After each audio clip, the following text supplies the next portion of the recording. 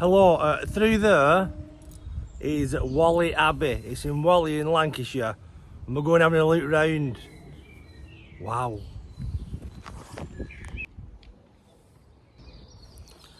Yeah, we're still in Whalley Abbey. That's part of it there. It's basically an old ruin. You could be forgiven for thinking it's Wigan Shopping Centre. You know, actually this is in better nick than Wigan Shopping Centre. You can probably get better deals here and stuff. But we're having a look round anyway. It's really good, Whalley Abbey. I'm not getting paid off the tourist board, and it costs nothing to have a look round. There's a lot of miserable old bastards here today as well. Onwards. I'm sorry this film's going to be crap cinematography wise kind of thing, but it's cost you nothing, has it? I wasn't going to swear, but we're in an abbey. We're in a place of God. But look.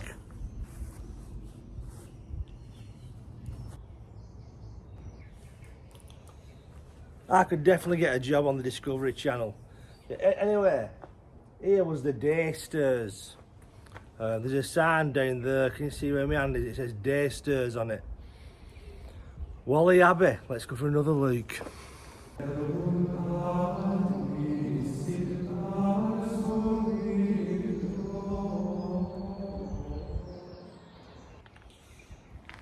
The grounds here are absolutely beautiful. It's free as well.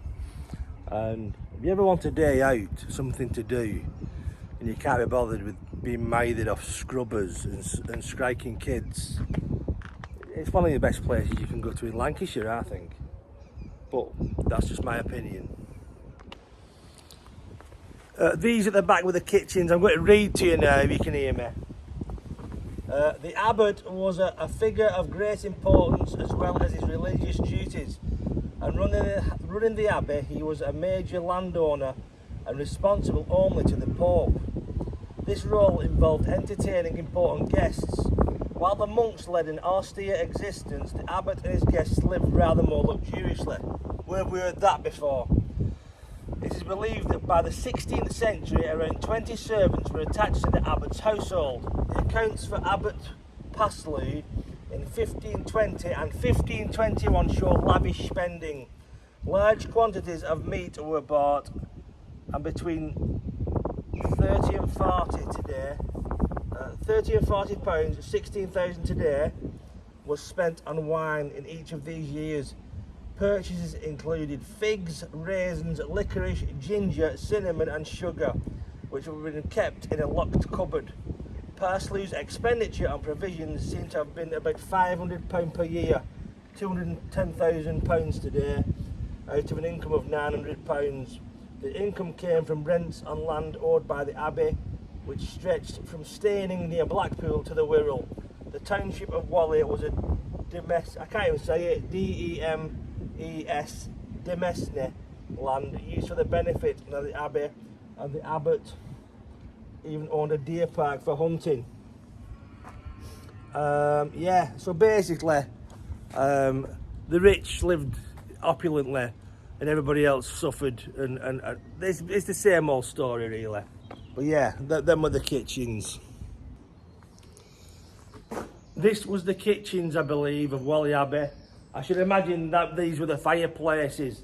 There's lots of ideals in here where you could keep your jammy dodgers or whatever you had kind of stashed, really. But this is the kitchens.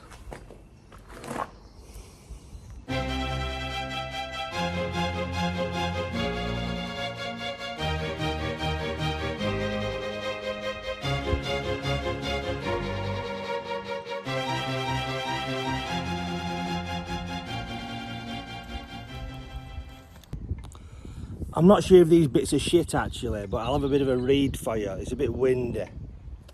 The church, and over there was choir pits where the... Right, let's read about the choir pits. During services, the monks stood in choir stalls and would lean on wooden misericords. The stalls had wooden floors and were built over choir pits, stone-lined trenches which added resonance to the singing. The ones you can see, we'll look at them in a minute. The ones you can see are believed to be the only surviving choir pits in Britain and were conserved in 2012. Some of the original choir stalls can be seen in St Mary and All Saints Church, Whalley.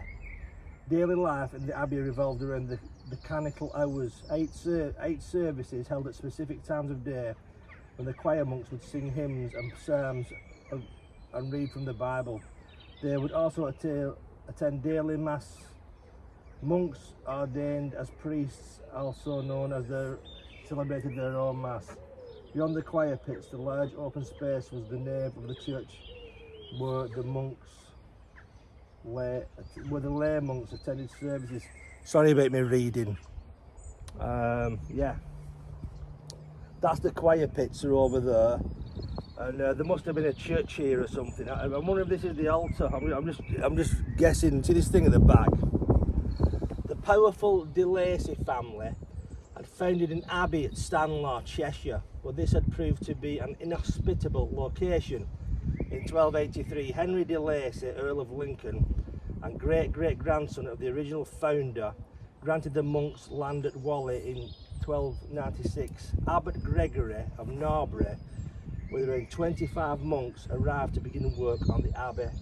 The first stone is believed to have been laid by Henry de Lacy in 1296, and part of the church was consecrated in 1306. However, the monks were dissatisfied with the site and petitioned to the Pope for permission to relocate. Only when he refused did building begin in earnest. Building the church itself took around 70 years. The foundation stone was laid in 1308 and the first mass was celebrated in 1380.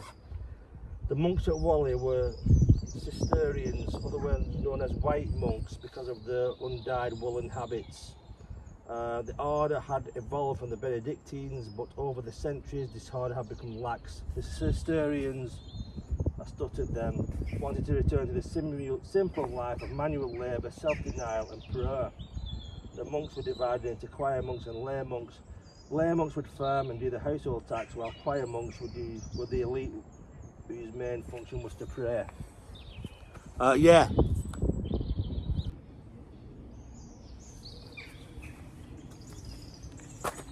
These are the choir, can't see my head, can you? These are the choir pits, really. There's one over there. They're quite comfortable, but I believe they had wooden stuff in them, to give it its technical term. You know, I'm not really an expert on things. I don't claim to be an expert. I'm just doing this because I think it's an interesting place. You know, if you want to, you can Google it or Wikipedia it. You know what I mean? But it's worth coming here. It's good. I like stuff like this anyway. You might not like it, but it's up to you.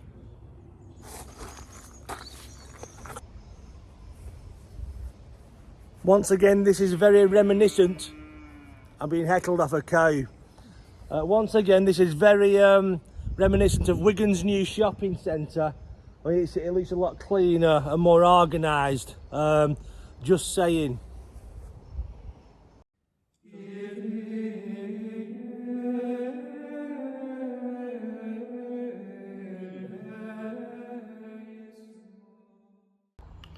Obviously this part of the building is still in use, hence the steel stairs. I'm just filming this freehand because you can't get the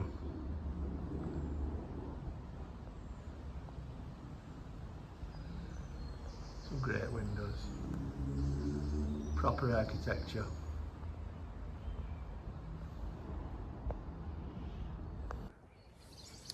Apparently over here with the cloisters and the lavatorium, basically a lavatory, a toilet. I'll try and read to you, the wind is windy.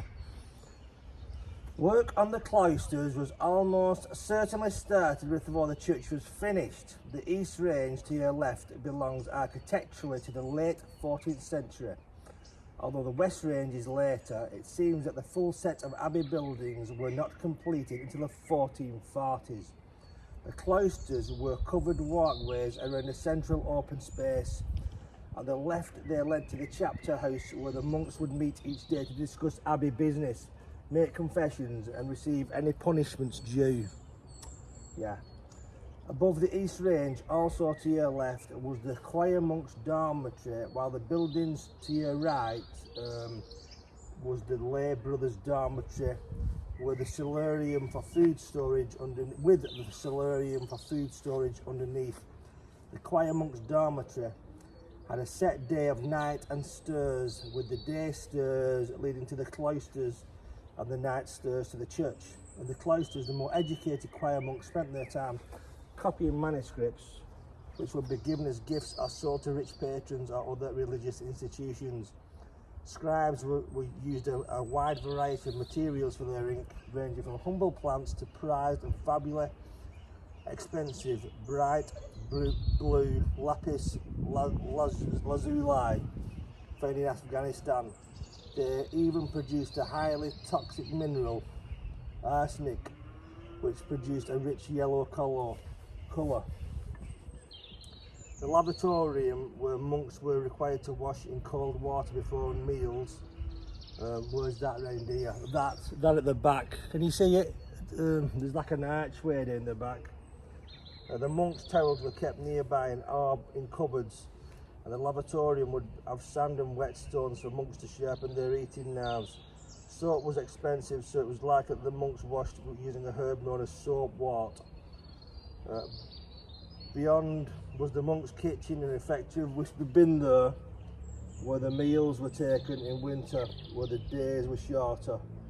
Also in winter, when the days were shorter, monks only had one small meal, usually vegetarian. It was a pretty shit do being a monk when you think about it, you know. Yeah, but there you go. If you're into that, it's up to you, innit? Onwards.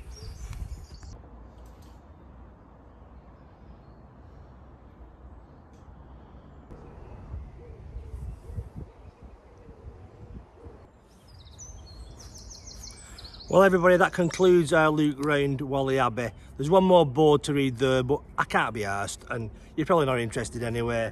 But Whalley Abbey is a good day out for people who aren't thick. If you're thick, go to a retail park or I don't know, a McDonald's or something. A bit of culture here, a bit of spirituality, nature, all intertwined, and it's all free. So Whalley Abbey, that's a bit of a look round it. I hope you liked it, and if you didn't, it's cost you nothing. Bye.